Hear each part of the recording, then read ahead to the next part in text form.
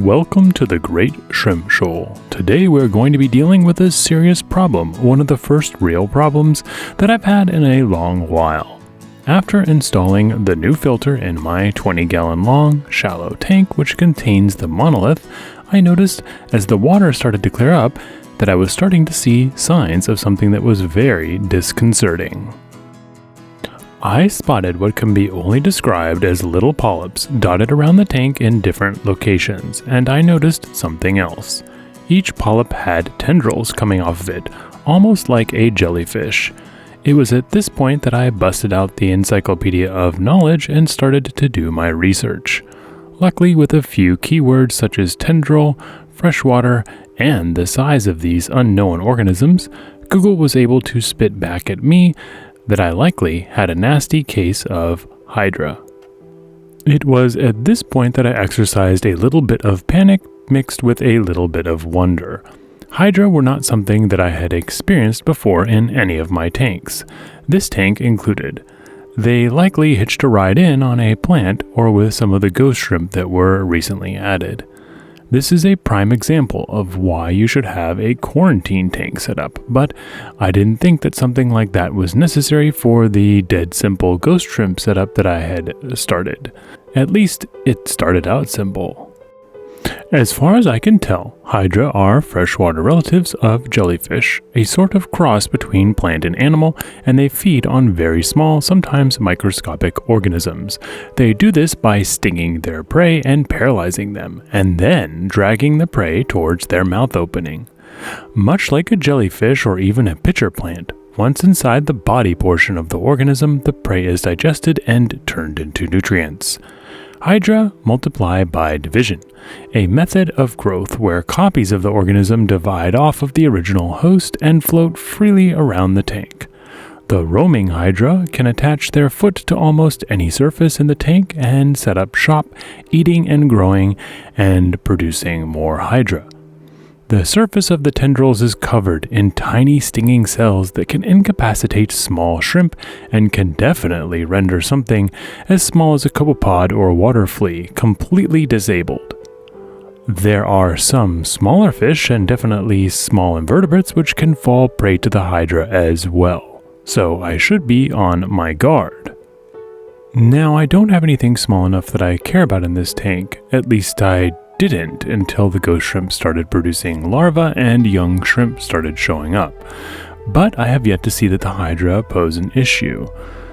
They do have a nasty habit of sticking around even after the most aggressive cleaning tactics, and I'll share a little bit of that information now. They take their name from the mythical hydra, and that should be a little sign as to what their ability is.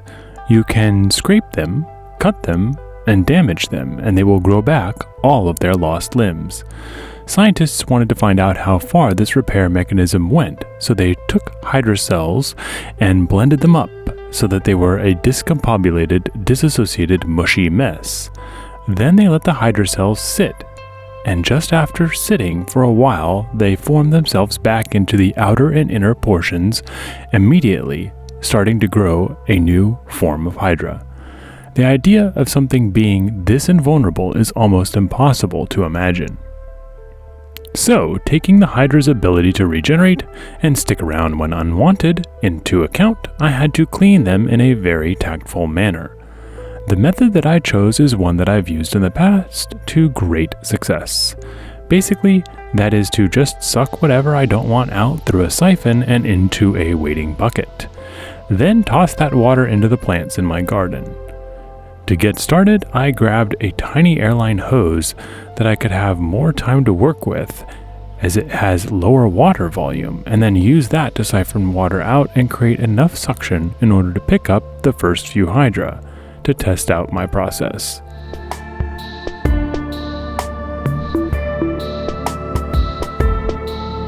I did actually have to scrape them off the side of the tank with the hose itself because they were stuck on to whatever surface I found them pretty darn good.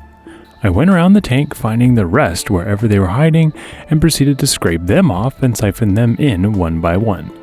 The method was very successful, as I believe I was able to get every visible hydra. Now I know I might have missed some that were hiding in a corner or in the back or under something, but eventually I'll be able to spot the ones that were left behind, and I should be able to repeat this process until I was 100% sure. There are a number of other ways to get rid of hydra, and I'll list them very quickly.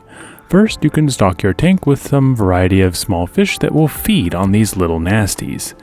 This seems to be a good idea, but likely any of these type of fish will also feed on small shrimp or shrimp larvae. Another option is to treat the tank after taking out the snails, shrimp, and other invertebrates with hydrogen peroxide, and then clear out the water and put back in fresh water. This is a bit of a nuclear option because it kills all of the organic matter that can be oxidized by the hydrogen peroxide. This means that any beneficial bacteria that were living on the substrate, sand, or on plants would be killed.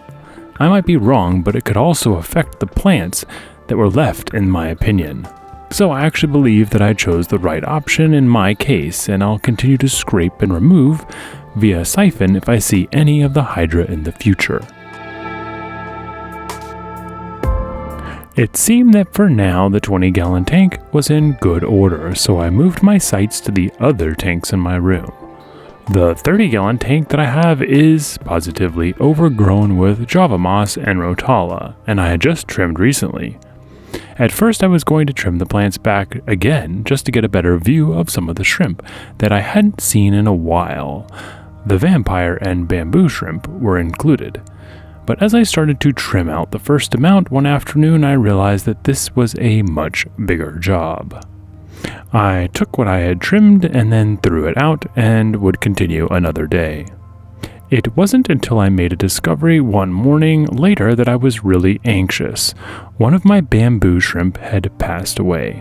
Unfortunately, I have no idea the cause of death, but with shrimp it can be one of a couple things. The primary culprit is old age, especially since these shrimp had lived so long and so peacefully. This medium-sized fan shrimp won't live very much longer than regular dwarf shrimp. But then I noticed that I hadn't seen the vampire shrimp in at least a couple of weeks as well, and so I started to look around the tank in earnest after the first trimming. I came to the conclusion that possibly the vampire shrimp had passed away too. Losing 2 large shrimp made me think that something else was afoot. I came to the conclusion that I was possibly suffocating my shrimp to death because there were too many plants in the tank. You see, there is something that I have talked about before on this channel called respiration. I went into greater detail in the episode where I was dealing with an issue which I thought was plant related in the 10-gallon tank. Basically, plants take in carbon dioxide and exhale oxygen, even aquatic plants. But that entire cycle is flipped upside down during the night. When the lights are off, carbon dioxide can come back into the tank as the plants respirate. This process can not only starve the tank of oxygen very rapidly, but it can also negatively affect the pH, as adding carbon dioxide will swing those parameters. I came to the conclusion that I was going to have to trim much more plants from these tanks than I had ever before. I was going to stop just short of scorched earth, but was going to make sure that I didn't cloud the water too much by removing the roots. I didn't want to pull out the roots, thereby risking more shrimp deaths. The trimming is sometimes something that gets away from itself. Every once in a while I trim and I just go bonkers, removing way too much, but other times I don't trim enough, and I think it leads to problems such as this, where the tank can grow out of control very quickly, at least faster than I expected. All in all, when everything was said and done, I had removed close to 3 pounds of plants. Not a heavy weight, but still a lot of plant matter, and more than I had ever trimmed before. It was after this trimming that I really started to think about if I had lost the vampire shrimp. Even with many more hiding spaces now visible, I was unable to spot the shrimp with lights and cameras set up at impossible angles and at all times of day. I waited for days and days and came back to observe the tank again and again, morning, noon, and night. At this point, I had one last bamboo shrimp in the tank as far as fan shrimp were concerned. The tank was really clear, and the plants were under control. So at this point, I decided that I would soon go to the local fish store to see what fan shrimp were available, to offer some companions to the lone bamboo shrimp that was left in the tank. The vampire shrimp were a little bit more hard to come by, so if that one was lost, I think I will have a little bit harder time replacing it. I think that sometime in the future, it might be a good idea to get started on my solo fan shrimp tank that I've been planning for a while. I imagine this is a tank with some natural wood in it and a few rocks. It will have to have good filtration in order to move the water around a lot, but nothing too intense so as to remove debris from the water that the fan shrimp would feed on. In the meantime, if I do come across any great looking fan shrimp on my adventure to the store, I can put them in the 30-gallon tank for the time being, and they should be all right. Anyway, that's it for this week's episode. I thank you for joining me, and I hope that you enjoyed it as much as I did. I'm really starting to like these fan and vampire shrimp, and hopefully I will have some better luck with the plants and the tank soon.